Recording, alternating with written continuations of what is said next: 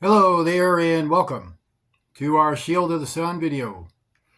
In this video, our continuation for our Genesis series. We're now going to be continuing the series in Genesis. So with that being stated, I would like for you to join me in Genesis chapter 6, as where we're going to be continuing our lessons. We're going to start there in verse 8. But Noah found grace in the eyes of the Lord.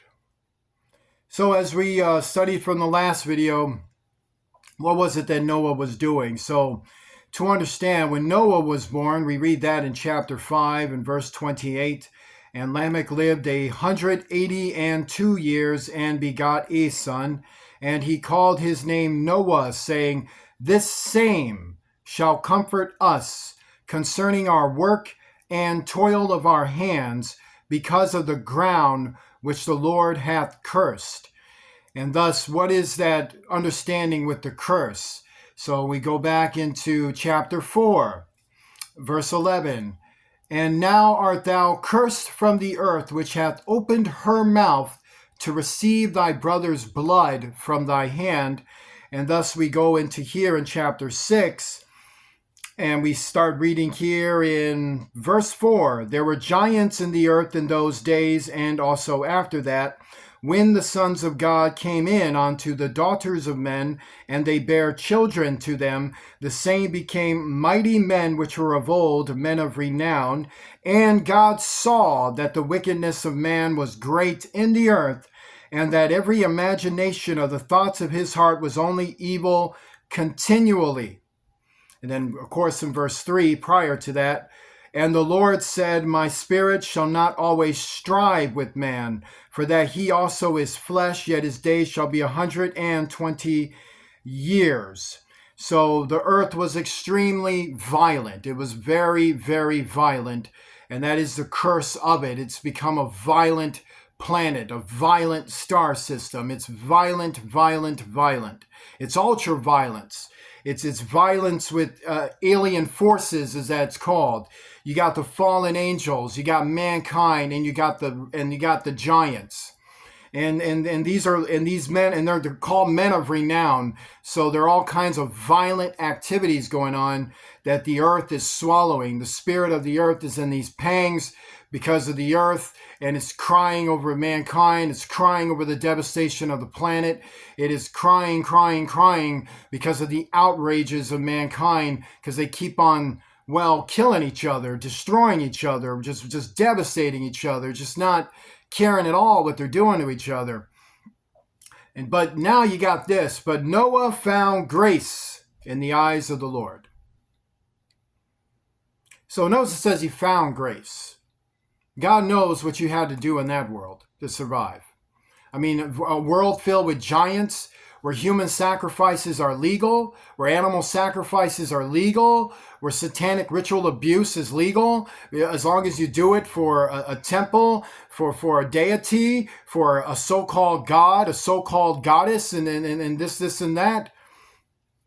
That's horrible. In fact, that's just quite disturbing. In fact, and thus this is what we got going on here. But to understand, he found grace in the eyes of the Lord. That's to say blameless. That's to say that he sinned, of course. There were a lot of things he probably had to do, a lot of violence he probably would have had to have seen or done to survive. A lot of heartache he would have to have witnessed or experienced, or maybe even caused himself because of the happenstances of the planet. Who knows? But to understand, he found grace in the eyes of the Lord. And in other books of the Bible, his faith is accounted as a type of faith that is considered to be among the top 3 in examples of faith to God in this world. One being Job, another being Daniel, and of course Noah. And so Noah, Daniel, and Job had a specific faith that was singled out about certain circumstances in their life for which they found themselves struggling with all manner of things in the weight and in the midst of so much sin and depravity and destruction that was wreaked upon them in various ways. So Noah found grace in the eyes of the Lord in situations like that. In situations that I just described, in situations that you know of, he found grace in the eyes of the Lord. So that's to have incredible faith. That's to have a lot of faith in God, to look at superhuman beings, devastating cities, and just to watch men, women, and children getting slaughtered by the buckets in your cities and civilizations and your way of life.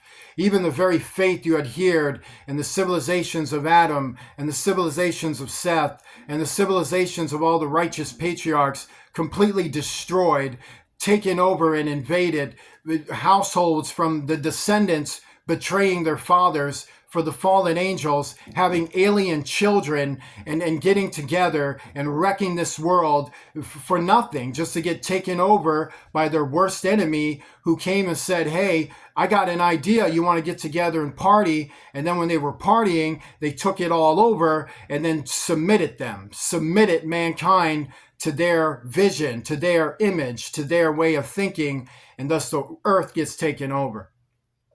These are the generations of Noah. Noah was a just man and perfect in his generations, and Noah walked with God. And Noah begot 3 sons, Shem, Ham, and Japheth. So we do know Noah did have other children before that. So you probably might want to wonder to yourself, because he had these children pretty late in life. There was Shem, there was Ham, and there was Japheth.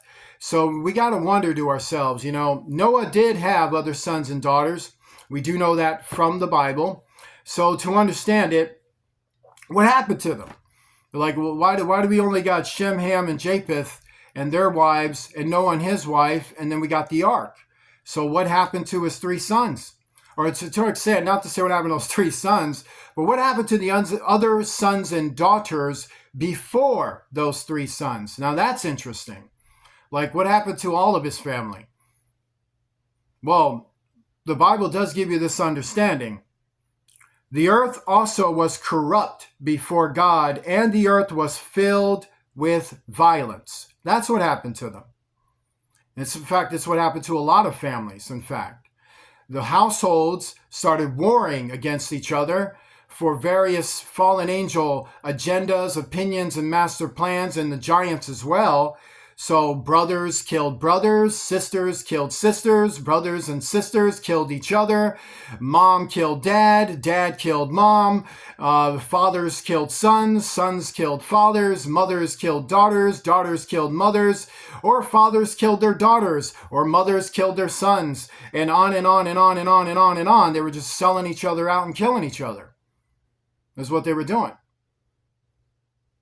And God looked upon the earth, and behold, it was corrupt, for all flesh had corrupted his way upon the earth.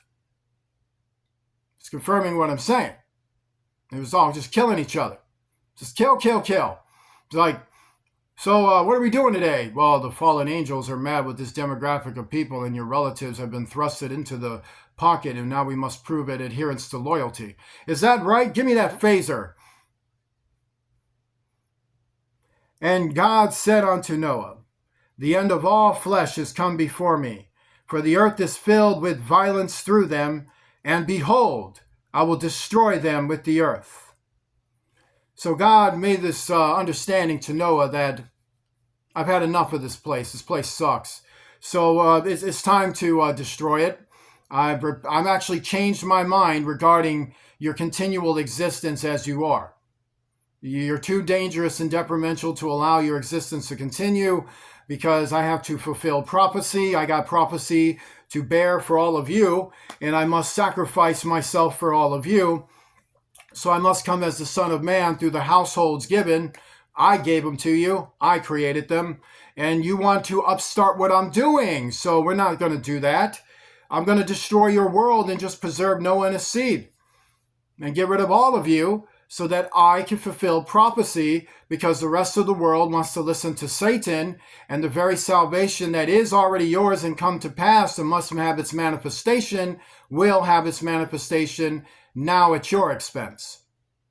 Since everything was at God's expense, at the expense of his children, at the expense of his planet, at the expense of the star system, at the expense of our quadrant, and all the quadrants of the universe, and all the generations throughout those quadrants, since that is what you're doing, that you would like to do things at my expense, I will destroy your world at your expense.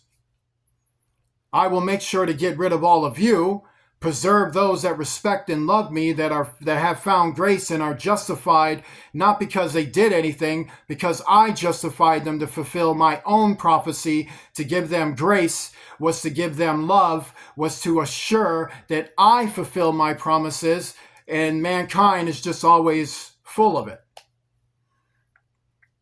Make thee an ark of gopher wood. Room shalt thou make in the ark, and shall pitch it within and without with pitch. Before I explain what an ark is, let's just read the whole thing. And this is a fashion which thou shalt make it of. The length of the ark shall be 300 cubits, the breadth of it 50 cubits, and the height of it 30 cubits. A window shalt thou make to the ark, and in a cubit shalt thou finish it above. That's very interesting. And the door of the ark shalt thou set in the side thereof, with lower, second, and third stories shalt thou make it. It's a sliding door.